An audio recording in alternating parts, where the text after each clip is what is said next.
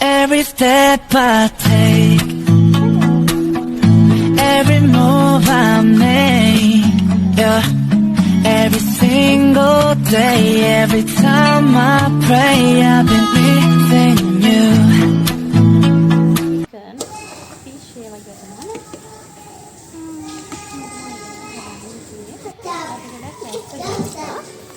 ඉතින් මං හිතුවා ඒක හදන්න. තැම්බෙන ස්පැගටි ටික. දැන් මං ගාව තිබුණා ලීක්ස් කැරට් ගෝවා ලුණු. බෝංචි. ඔය ටික තමයි දාන්නේ. බෝංචි න අනිවාර්යයි කියලා නැහැ. අර ලීක්ස් උයි කැරට් එක හොඳයි.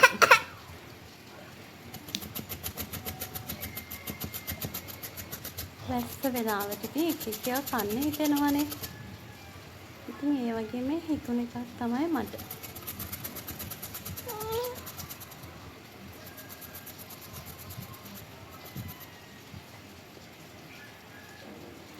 ඔයාලත් එහෙමද ගන්න බැරි අන්තිම කැරට් කෑල්ල කනවද? මම නම් කනවා.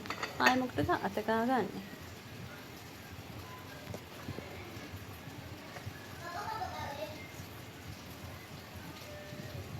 මේ ඔක්කොම පපනකම් ස්පැගටි එක තැම්බෙන්න තිබ්බා.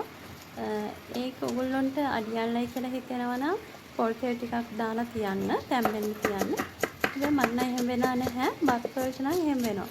ඒ නිසා බටර් ටිකක්යි පොල් තෙල් ටිකක් හරි දානවා බත්තු යද්දි. නූඩ්ල්ස් වලට නම් දාන්නේ නැහැ. සමහර අය ලුණු එහෙම දාලා තැම්බෙන්න තියෙන ඔය අනිත් සාමාන්‍ය නූඩ්ල්ස් පවා. හැබැයි ඉතින් මම නම් එහෙම කරන්නේ නැහැ.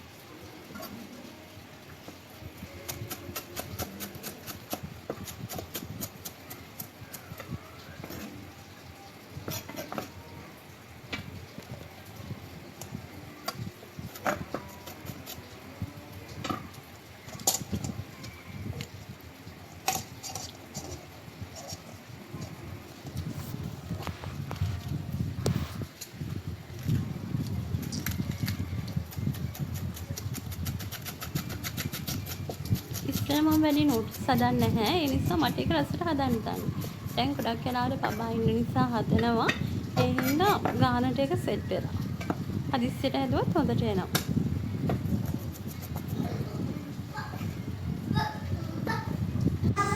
හරි මම දැන් කපා ගත්ත ලුණු, ගෝවා, එතකොට කැරට්, සුදුලුණු චුට්ටක්, එතකොට බෝංචි, ටෙලික් යාපනන් දාගන්නකොට හිඟුරු.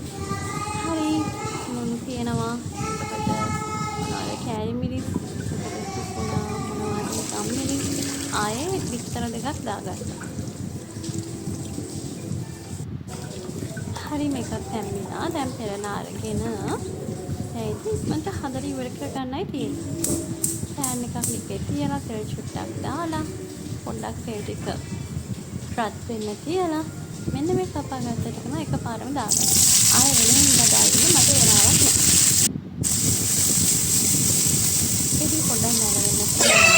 ඇයි? හදාගත්ත කියන්නේ කඩලා වාටිනයකට දාගත්තට දාගන්න. ඊට කලින් සීපේස් ටිකක් දානවා. අර පෙන්න ටික සිරන කුඩුයි. ඒකට කෑලි මිරිස්තුයි, ඒකට ගම් මිරිස්තුයි දානවා. බටර් ටිකකුත් දැම්මා. ඒක අවශ්‍ය වෙලා නෙමෙයි. වැඩියෙන් රස ඕනේ කියලා විතර තමයි එහෙම කරන්නේ.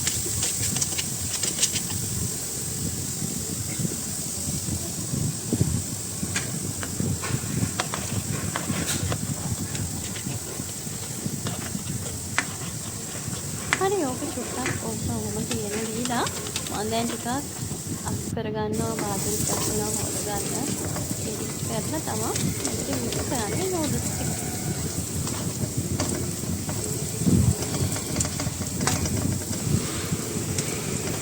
හරි ඕක චුට්ටක් මේ ස්ක්‍රැම්බල් කරන්න. ඒ කියන්නේ මික්ස්චර් කරන්න. ඒක තමයි හොඳ රස දෙන්නේ. මට මේක එඩිට් කරන්න දෙන්නේ හරියට මික්ස්චර් කරන අපේ චුටි පුතා කිකියෝ කරනවා. අනේ එපා බබා. සම්පූර්ණ මහාමාරි කරනවා.